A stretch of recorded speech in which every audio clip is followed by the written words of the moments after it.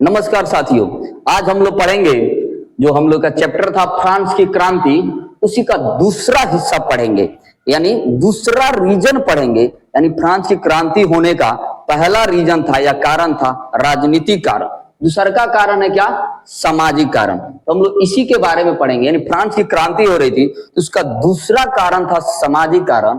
यानी जब फ्रांस की क्रांति हो रही थी तो वहां की जनसंख्या 25 करोड़ थी। वहां की जनसंख्या कितनी थी? 25 करोड़। अब देखिएगा, इधर ध्यान देने की जरूरत है। 18वीं शताब्दी में फ्रांसीसी समाज कितने समूह में बटा था? 3 समूह में या 3 स्टेट में बटा था। यानी फ्रांस की जो समाज था, समुदाय था, जनसंख्या थी, वो 3 स्टेट में बटी हुई थी, या जिसको बोल सकते हैं अर्थात 3 श्रेणी में बटी हुई थी, या विभक्त हुआ था, या बटा हुआ था।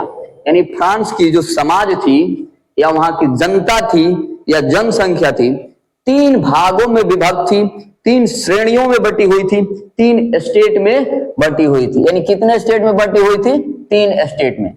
अब यहां देखना है, फ्रांस में सबसे ज्यादा किस वर्ग के लोग रहते थे? ईसाई वर्ग के लोग रहते थे। सबसे ज्यादा ईसाई वर्ग के लोग रहते थे फ्रांस में। आज भी देखिएगा, ईसाई समुदाय के लोग भारत और बिहार में 2 कार्य काफी अच्छा ढंग से करते हैं, एक शिक्षा व्यवस्था और एक स्वास्थ्य व्यवस्था। यदि इनको इग्नोर किया जाए तो हमारी भारत बिहार की शिक्षा और स्वास्थ्य व्यवस्था काफी अवरोध हो जाएगी। यानी क्रिश्चियन समुदाय के लोग या ईसाई धर्म मानने वाले भाई बंधु लोग शिक्षा और स्वास्थ्य व्यवस्था पे काफी सहयोग करते हैं। आज अपने जिला पश्चिम चंपारण बेतिया में देखिएगा, जितने अच्छे स्कूल हैं सारे क्रिश्चियन संस्थान के स्कूल हैं। जैसे अपना केआर ले लीजिए, संत जेवियर ले लीजिए, संत तेरेसा ले लीजिए, संत जोसेफ ले लीजिए। यानी जितने अच्छे स्कूल हैं सारे फादर लोग, सिस्टर लोग, यानी क्रिश्चियन समुदाय के लोग चलाते हैं। तो वहां देखिएगा, फ्रांस में सबसे ज्यादा ईसाई वर्ग के लोग रहते थे, जिनका अधिकतर कार्य क्या है? चर्च से रिलेटेड था। यानी फादर लोग का, सिस्टर लोग का देखिए अधिकतर कार्य चर्च से रिलेटेड होता है। चर्च क्या है? फादरी लोगों का एक, समझ सकते हैं, पूजा स्थली है। जैसे हिंदू समुदाय में मंदिर होता है, मुस्लिम समुदाय में मस्जिद होता है, और सिख समुदाय में गिरजाघर होता है। सॉरी, गिरजाघर नहीं होता है, उन लोग का गुरुद्वारा होता है। क्रिश्चियन समुदाय में गिरजाघर या चर्च बोलते हैं। तो इनकी जो भी कार्य थी लगभग चर्च से रिलेटेड थे। अब यहां ध्यान देना है, समाज 3 स्टेट में बटा हुआ था। यानी फ्रांस की जनता या समाज 3 स्टेट में बटा था। प्रथम स्टेट था पादरी वर्ग था। प्रथम स्टेट कौन था? पादरी वर्ग। यानी इसमें फादर लोग थे जो चर्च से रिलेटेड थे। दूसरे स्टेट में कौन आते थे? कुलीन लोग। तो हम लोग पढ़ चुके हैं, कुलीन लोग था। कुलीन और पादरी लोगों पे राजा का विशेष अधिकार था। यानी राजा के सबसे करीबी प्रथम स्टेट और दूसरा स्टेट आते थे। यहां देखिएगा, तीसरा स्टेट में क्या था? तीसरा स्टेट में मध्यम वर्ग आता था। मध्यम वर्ग यानी बोल सकते हैं जनता आता था। इसमें जज, न्यायाधीश, वकील सारे आते थे। इसमें पादरी आते थे, वैद्य आते थे। मध्यम वर्ग में जो किसान थे, मजदूर थे, छोटे व्यापारी थे, शिक्षक थे, वो मतलब छोटे तबके के लोग आते थे। यहां देखिएगा, हम लोग पढ़ रहे हैं प्रथम स्टेट, यानी एक एक करके जानेंगे। तो प्रथम स्टेट में कौन कौन से लोग आते थे, कौन कौन से समुदाय आते थे, क्या आता था, उधर देखना है।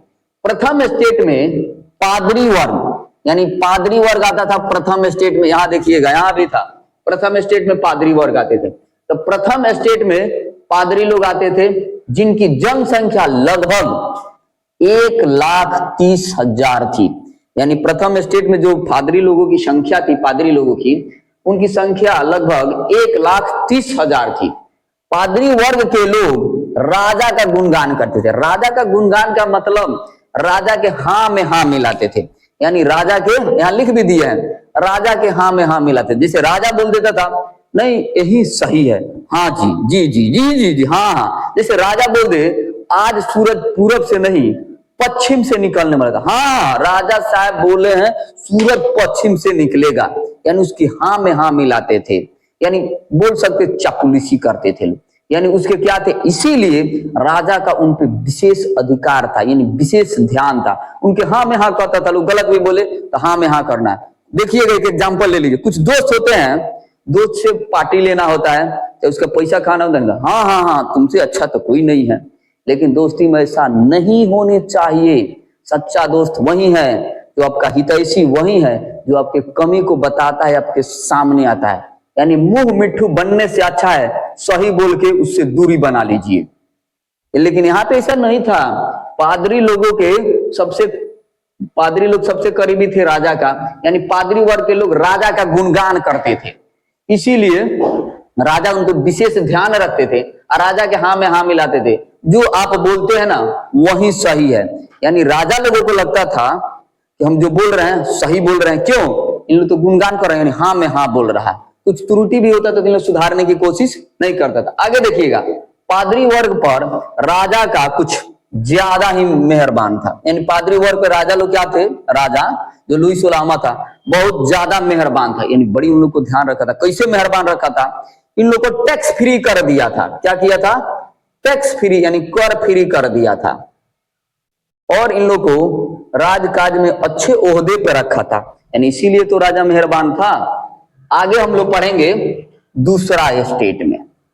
पहले हम लोग प्रथम स्टेट देख लिए थे, यानी सामाजिक कारण में वहां की जनसंख्या 3 स्टेट में बटी थी।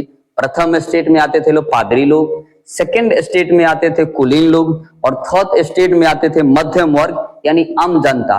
तो प्रथम स्टेट पढ़ लिए थे, अब सेकंड स्टेट पढ़ेंगे, यानी दूसरा स्टेट यानी दूसरा श्रेणी। दूसरा श्रेणी में या दूसरे स्टेट में आते थे अभिजात वर्ग और कुलीन वर्ग। तो यहाँ देखिएगा अभिजात वर्ग आते थे और कुलीन वर्ग, यहाँ पे 80,000 परिवार था, 80,000 परिवार था, और यहाँ पे 40,000 जनसंख्या थी।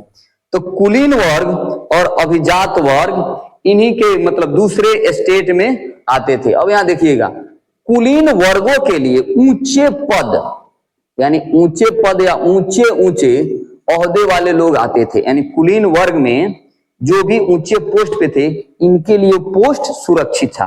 जैसे मान लीजिए आपको ऊंचा पोस्ट, जैसे सीधे आपको दरोगा बना दिया गया, इंस्पेक्टर बना दिया गया, और छोटे पोस्ट क्या होंगे, आपको चौकीदार बना दिया गया, आपको डोर कीपर बना दिया गया। यानी कुलीन वर्ग क्या थे, ऊंचे ऊंचे ओहदे पे आते थे, ऊंचे ऊंचे पोस्ट पे आते थे। यानी जो राजा था इनके लिए पद को सुरक्षित किया हुआ था। अब यहां देखिएगा ऊंचे ऊंचे पोस्ट पे कुलीन वर्ग आते थे। प्रथम स्टेट और दूसरे स्टेट के पास उस समय वहां की 40% भूमि पर इन्हीं दोनों वर्गों का कब्जा था। यानी जितना भूमि था, जितना जमीन था उस समय, उस पे 40% कब्जा किसका था, 2 व्यक्तियों का, यानी प्रथम स्टेट और दूसरे स्टेट के लोग, यानी पादरी लोगों का और कुलीन लोगों का। अब बाकी बच जाता है 60% में पूरा आम जनता थी। परसेंटेज 100 पे निकाला जाता है, इसको भी ध्यान रखिएगा। यहां देखिए अब इन लोगों का क्या था, विशेष अधिकार प्राप्त था। यानी कुलीन वर्गों के लिए और प्रथम स्टेट के लोगों के लिए विशेष अधिकार था। और दोनों वर्ग, यहां ध्यान देना, ये दोनों वर्ग करों से मुक्त थे। यानी इन पे किसी प्रकार का कर या टैक्स नहीं लगाया जाता था। इसीलिए बोला जाता है कि राजा का इन लोगों पे विशेष अधिकार था। यानी राजा के ज्यादा इन लोगों पे ध्यान रखता था, या ज्यादा इनकी कृपा दृष्टि थी राजा का इनके ऊपर। यानी इन लोग कर से फ्री था। इधर देखिएगा तीसरा स्टेट आता है। तीसरा स्टेट में कौन कौन से लोग आते हैं उनके बारे में थोड़ा सा हम लोग देखेंगे। तीसरा स्टेट में फ्रांस की 90% जनसंख्या थी। तीसरा स्टेट में फ्रांस की 90% जनसंख्या थी।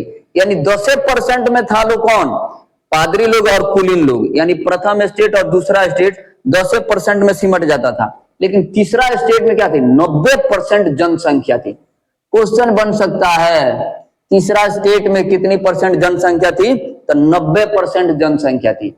और देखिएगा कोई विशेषाधिकार प्राप्त नहीं था। विशेषाधिकार मतलब इन पर कोई विशेष अधिकार नहीं था, कोई इनके लिए स्पेशल छूट नहीं थी।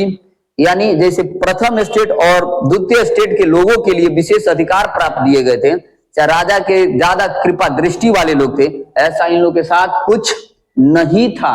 यहां देखिएगा मध्यम वर्ग में कौन कौन से लोग आते थे। तो मध्यम वर्ग में देख रहे हैं ना, मध्यम वर्ग कहने से ही पता चल जाता है यार, मध्यम कंडीशन वाले लोग आएंगे, यानी जिनकी स्थिति मध्यम में है, ना ज्यादा अच्छी है ना ज्यादा खराब, मिडिल है, जिसे हम लोग बोलते हैं मिडिल फैमिली से हम लोग भी आते हैं। वहीं देखिएगा जैसे किसान हो गया, मजदूर, व्यापारी, यहाँ व्यापारी भी छोटे व्यापारी, बड़े व्यापारी नहीं, जैसे मुकेश अंबानी इसमें नहीं आएंगे, इसमें आ जाएंगे दुकान पे जो पान बेचता होगा, जीरा मिर्च बेचता होगा, नमक तेल सब्जी, वो आएगा छोटा व्यापारी। वकील साहब लोग आ गए तो छोटे वकील आएंगे लोग, बड़े वकील नहीं, जो प्रधानमंत्री का केस लड़ता होगा, मुख्यमंत्री का केस लड़ता होगा, वो इसमें नहीं आएगा। यानी छोटे वकील आते थे लोग, शिक्षक आते थे लोग, डॉक्टर आते थे लोग, लेखक, यहाँ पे जज है, जज और शिल्पकार इत्यादि।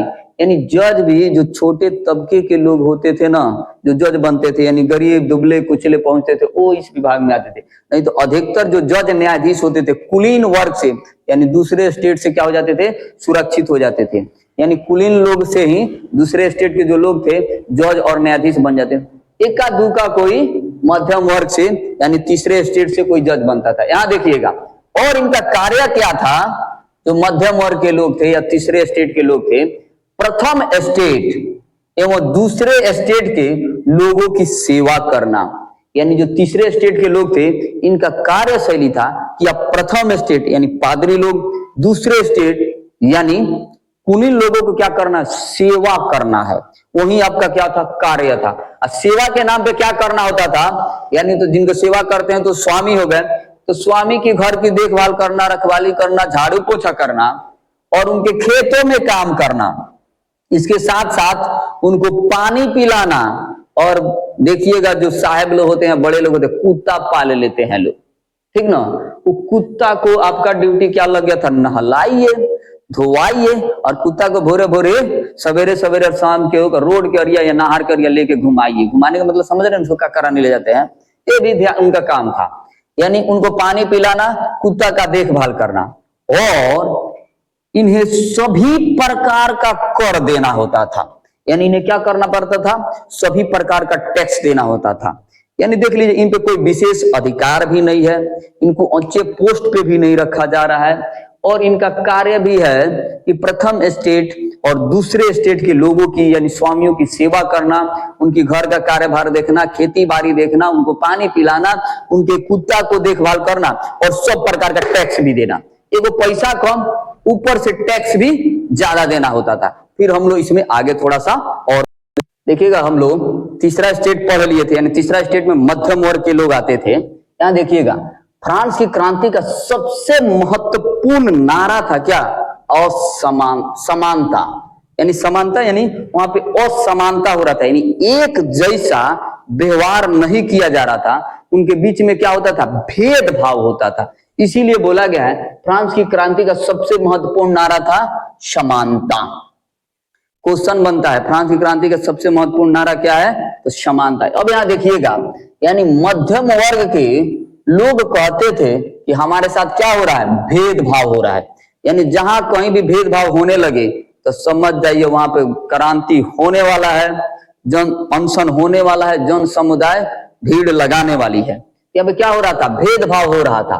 मध्यम वर्ग में सबसे अधिक क्या था, असंतोष था। यानी लोग सेटिस्फाइड नहीं थे, संतुष्ट नहीं थे, यानी दुखी थे, परेशान थे कि हम लोग के साथ भेदभाव किया जा रहा है। आज भी देखिएगा बहुत सारे लोग हैं सामाजिक तौर पे भेदभाव करते हैं, यानी छोटे कास्ट बड़े कास्ट करते हैं। तो हम लोग पढ़ने लिखने वाले लोग हैं, कहीं नहीं, हम लोग भारतीय हैं, उसमें भी हम लोग बिहारी हैं। I am proud of Bihari and I am proud of Bihari. Bihari से मतलब संकोच नहीं करना है, बस हम लोग बस दो ही जानेंगे। और संतोष यानी भेदभाव करना ही नहीं है, भेदभाव करना है तो एक ही चीज में भेदभाव करना है। आप आस्तिक हैं तो कोई नास्तिक है, यानी ईश्वर पे भरोसा रखता है आस्तिक, जो नहीं रखता है नास्तिक। छोटे बड़े जातिगत कुछ नहीं, भेदभाव सोचना ही गुनाह है। यदि आप सोच रहे हैं तो पढ़े लिखना बेकार है। यहाँ देखिएगा, यानी वहां पे क्या था, असंतोष था। यानी क्या असंतोष था कि हमारे साथ क्या हो रहा है, भेदभाव हो रहा है, जिसका सबसे बड़ा कारण था कि सुयोग्य एवं संपन्न होते हुए भी उन्हें कुलीन जैसा दर्जा या योग्य पोस्ट नहीं मिलता था। यानी लोग समझते थे कि हमारे पास योग्यता है, हम सब तरह से ठीक ठाक हैं, फिर जो कुलीन लोगों के साथ जैसा सम्मान किया जाता है, सम्मान दिया जा रहा है, वैसा हम लोग को सम्मान नहीं प्राप्त हो। यहां देखिएगा, यानी सुयोग्य एवं संपन्न होते हुए भी उन्हें कुलीन जैसा सामाजिक सम्मान प्राप्त नहीं था। यानी कुलीन जैसे सामाजिक सम्मान प्राप्त नहीं था, इसीलिए उन लोगों के बीच में क्या था? असंतोष था। तीसरे स्टेट के लोग ही क्रांति किए बाबू। यहां देखिएगा, तीसरे स्टेट के लोग ही क्रांति किए, क्योंकि तीसरे स्टेट में 90% लोग आते थे, जिसमें किसान, मजदूर, शिक्षक, छोटे डॉक्टर, यानी शिल्पकार, बहुत छोटे छोटे लोग आते थे, जिनकी संख्या 90% थे। इन्होंने ही फ्रांस की क्रांति की है। यहां देखिएगा, मध्यम वर्ग के साथ कुलीन वर्ग के लोग बहुत बुरा और क्या असमानता का व्यवहार करते थे। यानी उनके साथ क्या करते थे? गलत व्यवहार करते थे, असमानता का व्यवहार करते थे, जिसके कारण तीसरे स्टेट के जो भी मध्यम वर्गीय लोग थे वो क्या किए? क्रांति किए। यहां ध्यान दीजिएगा, यानी उनके साथ क्या करते थे? कुलीन वर्ग गलत व्यवहार करते थे, अच्छा व्यवहार नहीं करते थे। यहां ध्यान देना है। कहा जाता है कि क्रांति के पूर्व, यानी जो फ्रांस की क्रांति हो रही थी उससे पूर्व, जो फ्रांस में कुलीन वर्ग थे ना, वो कुलीन वर्ग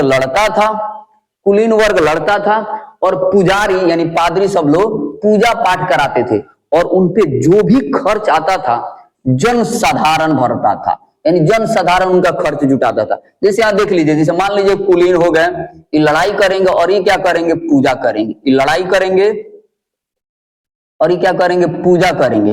और इन दोनों का खर्च कौन देगा? आम जनता। यानी इनका खर्च कौन जुटाएगा?